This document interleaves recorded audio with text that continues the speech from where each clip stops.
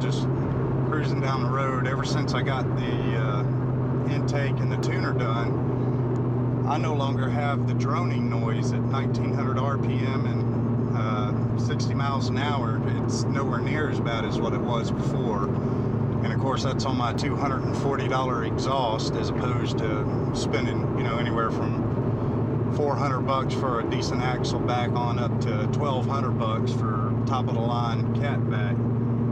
So I don't know why people are spending all that money on that kind of stuff, because you can just go to the exhaust shop and get this done.